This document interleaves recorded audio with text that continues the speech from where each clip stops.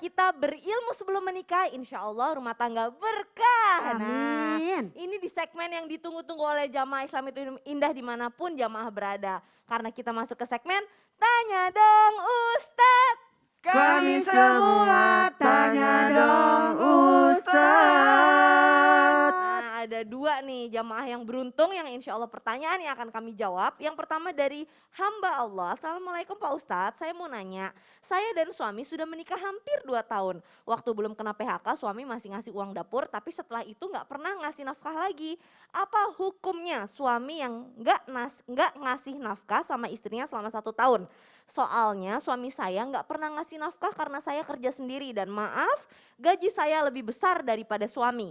Terus suami bilang nanti ada waktunya aku ngasih kamu uang. Apakah itu baik Ustadz? Suami ngomong seperti itu. Tapi hubungan rumah tangga saya sama suami baik-baik aja. Suami saya kalau ada uang semua dikasihin ke ibunya. Apakah aku dosa diem aja nggak minta nafkah sama suami? Terima kasih Ustadz, mohon pencerahannya Ustazah Lulung. Oh diriku? Yes. Masya Allah, terima kasih Kak Caca. Jadi gini, yang namanya laki-laki tetap wali rijali alaihina darojah. Tetap laki-laki itu satu tingkat derajatnya di atas wanita. Kenapa? Bima anfaku, karena dia memberikan nafkah. Tapi gimana? Udah nikah 2 tahun, ternyata tahun kedua ini tidak memberikan nafkah gara-gara PHK. Ya kalau gara-gara PHK kita berpikir begini, ya udah Mas, kalau memang aku yang bekerja, tadi kan dibilang ya istrinya lebih banyak gajinya, lebih besar penghasilannya. Ini mudah-mudahan kalau emang dia redo nih, kalau redo maka dia seperti istrinya Ibnu Mas'ud radhiyallahu anhu, yaitu apa? Seperti istri Ibnu Mas'ud adalah seorang ro'itoh yang memang benar-benar memiliki kebun kurma dan dia sebagai petani dan dia juga memiliki kerajinan tangan, sehingga dia bilang apa? Wahai Rasulullah, ini kayaknya gajiku lebih besar daripada Ibnu Mas'ud. Kalau aku memberikan kepadanya, tapi dia nggak berikan pada aku, gimana? Ya kalau engkau redo, engkau dapat pahala 2 kali. Kalau redo. Tapi kalau nggak redo berarti suami kamu zolim. Masa iya sih punya kewajiban memberikan nafkah, masa dia males? Kecuali kalau memang dia udah berusaha mencari pekerjaan, kan seperti sekarang WFH ya, apapun kita berusaha. Yang penting ada usahanya, ada prosesnya, jangan cuman dekem aja, rebahan aja, itu namanya zolim. Jadi pembagian seperti ini kalau kita lihat ke riwayat para sahabiah ya kan, Ro'itoh bekerja. Asma binti Abu Bakar juga bekerja. Ummu Basyirah juga bekerja. Semua kerja. Yang penting di hati jangan ada kesombongan. Ternyata gaji aku lebih gede daripada kamu. Ternyata kamu gak bisa ngasih aku. Ternyata malah suaminya ngomong apa?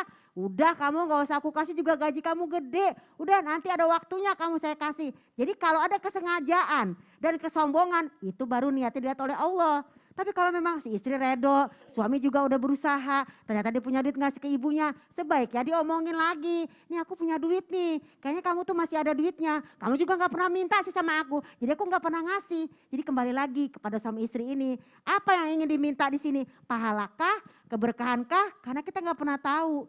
Mungkin hari ini istri yang lebih besar yang namanya penghasilannya, mungkin hari esok adalah suami yang lebih besar penghasilannya. Allah, yang penting gedein pahalanya, amin ya Yang penting robbal gedein alamin. pahalanya Gitu dan mungkin aja. juga suaminya bisa komunikasi sama istrinya, uangnya Iya. dikasih ke istrinya, yang ngasih ke ibunya istrinya. Cakep banget lebih Jadi kece. silang. Silang, Kalau biar mau gak ngasih- berasa ya. Iya, kalau mau ngasih ke ibunya suaminya yang Suami. ngasih gitu. Cakep Jadi insya Allah juga tuh. biar mertua lebih sayang Oh, gitu ya. bener-bener. Dan perlu Benar. diingatkan Ah. wanita yang bekerja ada andil suami di situ. Betul. Karena wanita yang bekerja itu tidak bisa bekerja kalau tanpa restu istri. Tanpa restu suami. Jadi atas apa yang kau dapat sebenarnya ada andil suami di situ. Ada doa suami Masya di situ. Allah, ada berkahnya di situ ya Ustaz Iya. Maulana. Baik. Hebat ya para suami yang mengizinkan istri kerja. Subhanallah berkah. Masya Allah, jazakumullah Hebat. heran guru-guru kami.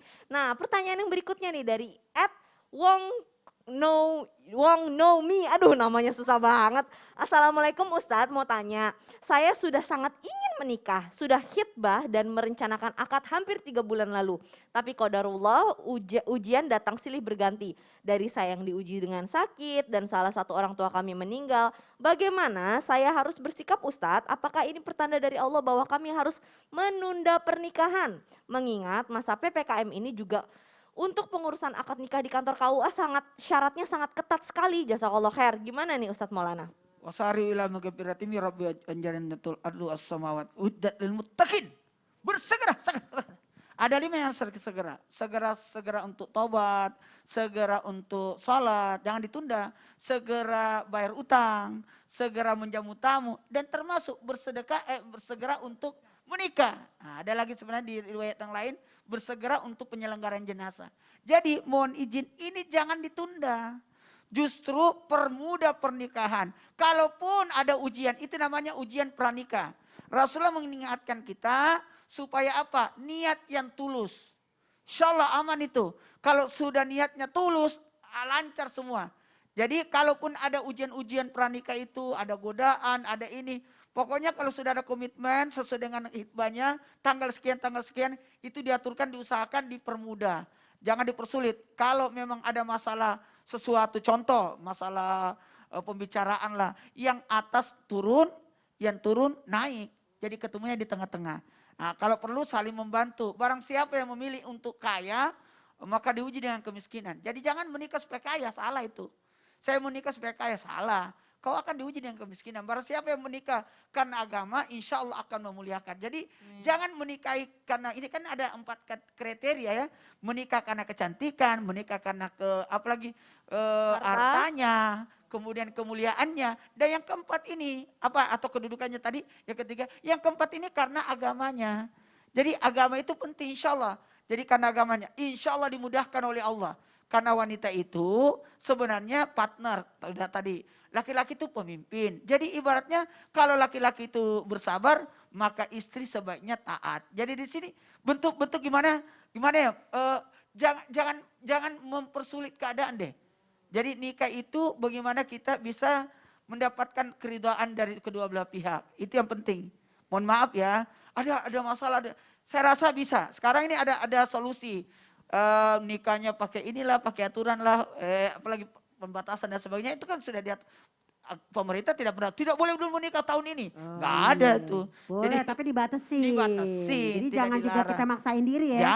Jangan. Justru sekarang lebih enak nikahnya. Ya, hemat. Hemat. Uangnya lebih berkah, bisa ditabung, bisa Iya. dipakai buat bangun rumah, Iya. beli kendaraan, Iya. gitu. Jadi maaf nih bukan yang ngundang Ustadz nih, Iya. gitu. Karena emang gak boleh biar gak kumpul-kumpul, gak Iya. rame-rame gitu ya. Jadi dibatasi aja 15 laki-laki, 15 perempuan, penghulunya udah aman. Selesai. Jadi pemerintah tidak melarang Tidak untuk melarang. menikah, tapi memang melarang kumpul-kumpul. Oh ya. Pestanya itu kan gak wajib. Iya. Ijab sunnah. kabul yang Iya. wajib. Iya. Masya Allah, tabarakallah. Iya. Jazakallah khair, Ustadz Maulana, Masya Allah. Ustadz Syam, Iya. mau dong kita dipimpin doanya supaya insya Allah kita hari ini yang udah belajar menuntut ilmu di Islam itu indah, bisa berkah, digugurkan segala dosa-dosanya selama 1,5 jam ke belakang ini. Dan juga rumah tangga kita dijaga oleh Allah Subhanahu wa Ta'ala, diberikan kemudahan untuk bisa langgeng dunia akhirat. Silahkan. Baik, bismillahirrahmanirrahim. Tabi guru-guruku. Bismillahirrahmanirrahim. Alhamdulillahi rabbil alamin. Allahumma salli ala sayyidina Muhammadin wa ala alihi wa sahbihi wa sallim. Na'udzu bi kalimatillahi tammati min syarri ma khalaqa. Allahumma inna nas'aluka ilman nafi'a. Ya Allah, berikanlah kami ilmu yang bermanfaat, ilmu yang mampu kami amalkan, wa rizqan tayyiban wa amalan mutaqabbala. Dan ya Allah, berikan kepada kami rezeki yang baik, halal lagi berberkah. Allahumma inna na'udzubika min ilmin la yanfa'. Rabbana hab lana min azwajina wa dhurriyyatina qurrata a'yunin waj'alna lil muttaqina imama. Wa sallallahu ala sayyidina Muhammad walhamdulillahi rabbil alamin. Alhamdulillahirabbil alamin. Buat jamaah Islam itu indah, terima kasih banyak. Buat guru-guru kami, terima kasih banyak. Dan insya Allah walaupun PPKM darurat ini diperpanjang sampai 2 Agustus besok, insya Allah kesabaran kita semua jamaah dapat bernilai pahala di mata Allah Subhanahu wa Ta'ala. Kami semua seluruh tim Islam itu indah mohon pamit undur diri. Mohon maaf apabila ada salah-salah kata dan kekurangan. Wassalamualaikum warahmatullahi wabarakatuh. Waalaikumsalam warahmatullahi wabarakatuh.